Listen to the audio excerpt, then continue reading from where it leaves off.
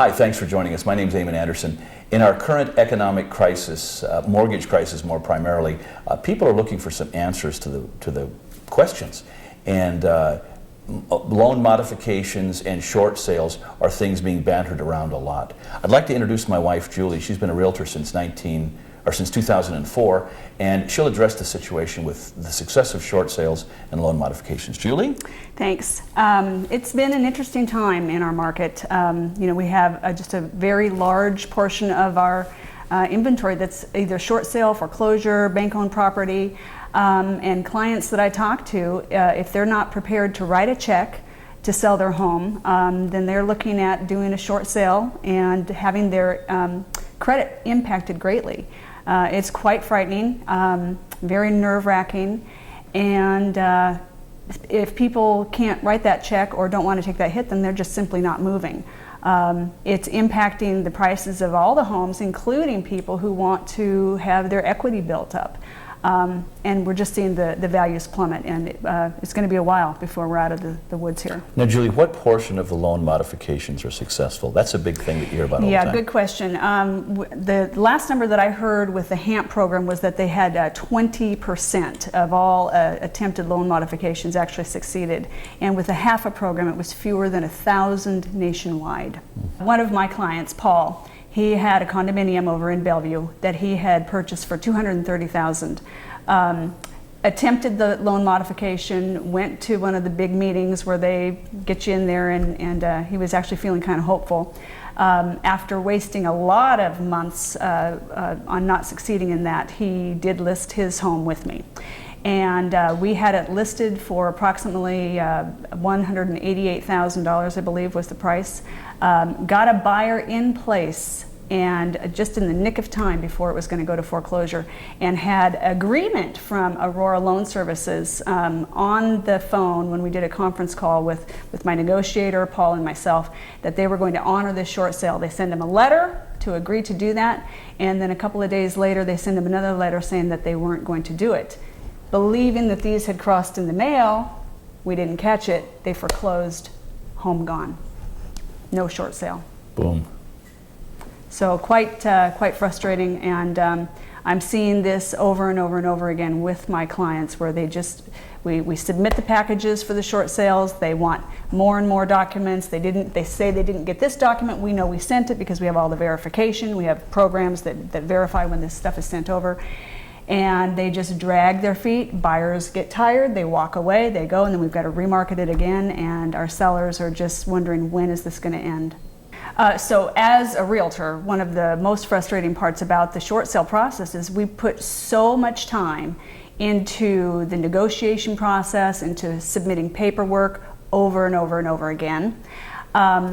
And when these deals fall apart, as they frequently do, in fact, one of the clauses that's within the contract for a short sale is that the buyers have the right to walk. And it's simply a waiting game. They get tired of waiting, they find another property that they want to buy that's not a short sale. And so we put all this work in, and then it all goes away because the buyer walks or the bank forecloses. And so, it costs a fortune, and it's just driving us nuts. One of the things that I just discovered recently with a client was he had, for 8 months, he had worked with the bank to negotiate a short sale on a rental property of his. And I had just spoken to him about our program, and then he called me back a week later, and he was all in despair. He said he had just talked to his accountant, and his accountant told him that if he goes through with this short sale on his investment property, he'll be 1099'd on the difference. And the difference was $155,000. So what that means is he'll have $155,000 of phantom income next year that he'll have to pay taxes on. So that's the thing to consider about a short sale on an investment property. So Julie, you and I have been married a lot of years, and you have been the skeptic in the relationship, and I know you won't disagree with that. So tell me, I know that you've been going to some continuing education classes on the current mortgage crisis. Mm-hmm. What kinds of things have you been hearing from the attorneys that are in teaching these classes? Let's see. Specifically, what I have seen is that the lawyers who were involved in doing loan mods for clients are no longer doing them. They're just, because they're not working. And one of the lawyers had actually said they were not designed to succeed.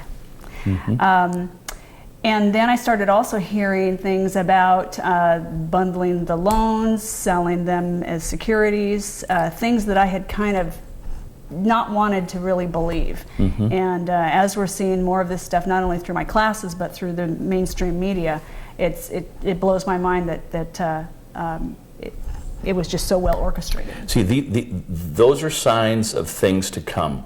I think we still have, and there are many that will agree, we still have 2 to 4 years before things, I think, begin to turn around. So we're in for a long ride. Julie, let me ask you this. As you're out showing homes, what percentage of the homes that you show are actually vacant? And then what percentage of the homes are short sales and foreclosures that you see being sold? Oh, good question. The last answer that I got from the title companies on this was that 50% of the deals that they have on their desks are short sales. 50% of those close. So that's what does that do to property values? Oh, it's just keeping them down. It's keeping them lower. And you've got the guy next door who wants to sell his home. He may have equity, and then there's 2 more houses down the street that are short sales or foreclosures. And so what happens is they can keep dropping the prices. The short sale people do, because they're not writing the check on the difference, and so the value on the other ones just keep going down and down and down. It's very frustrating. I agree. I was talking to an appraiser the other week that came by the condos down in Normandy Park, and he was telling me that he appraised a home in Redmond that sold in '06 for $675,000. He said the home now today, it was a divorce situation, and he said he just appraised the home at $4.25. And he said to me, there are hundreds of homes in Woodinville and Redmond that are facing the same situation. They're bankruptcies or foreclosures just waiting to happen. And that's devastating. I mean, we work all of our lives to build the equity in these homes. And I know Americans have seen their homes a little bit differently than perhaps Canadians and Europeans. But, that's what we were told. When I was growing up, my father met an American in Ireland in 1955, and he asked my father, he told my father about the opportunity here in America, and he asked my dad if he'd like to come to America. So the following year in 1956, he came back and he agreed to sponsor us to America, to come over here and to live the American dream. So in 1957, we came over here, and my dad was a hard-working man with a high school education. He never made over $20,000 any one year in his life. But when he died in 1995, he died with a net worth of well over $1 million. And he made that money in real estate. But yet, now the CEO of Bank of America, Brian Moynihan, in the last couple of months was quoted as saying that we Americans shouldn't look at our homes now as a way to make money, as an investment, but as a nice place to live. And for some reason, that just grates on me. That's wrong. That's not what this country is about. And I despise that when I heard that. So we need to do something. We need to help people to get back what we're losing. And that's why I'm involved in this, and that's why we're working hard every day. Well, as a realtor, and this being my career, what's frustrating is that this is impacting agents all over the country, because we have to answer the logical questions that buyers and sellers have. What's going to happen to the value of my home if I buy this? I don't know. It's looking pretty grim. And then again, to go back to the sellers, they have to compete with those other foreclosed and short sale properties. And so again, they're going to write a check if they have the ability. And if they don't have the ability to do that, they're going to impact their credit. But they still have to prove that to the bank when they're doing the short sale. You have to submit all your tax returns and pay stubs and everything to prove that you truly don't have the ability to make up that difference. Eammon alluded to the 1099, the phantom income. If it's an investment property, you're probably going to get some phantom income on that the following year. So it's brutal. What is so sad about the current situation is that not only am I seeing my clients, but I'm seeing my friends, family members who are everybody is impacted by what has happened to the real estate market and how the values have plummeted.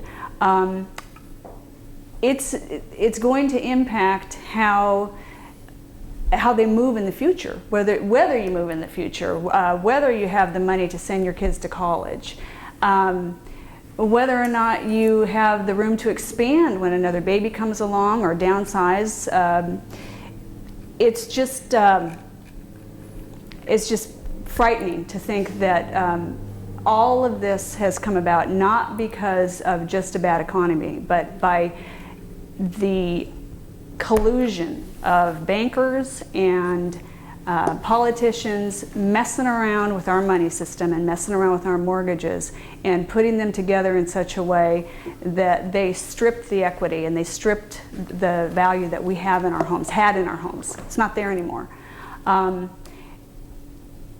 And it's not just real estate that's been impacted. Every single industry across the United States has been impacted, because if you don't have the free money, the extra money that you had, all of a sudden you're not buying the boat. What happens to the boat people that were selling and manufacturing? They're gone. What happens to the little four-wheeler that you wanted to buy for your kid? It's gone. And so each industry just gets chunked away, and you know, we're in this for the long haul, and we need to fight back with a remedy that is it's got some teeth in it.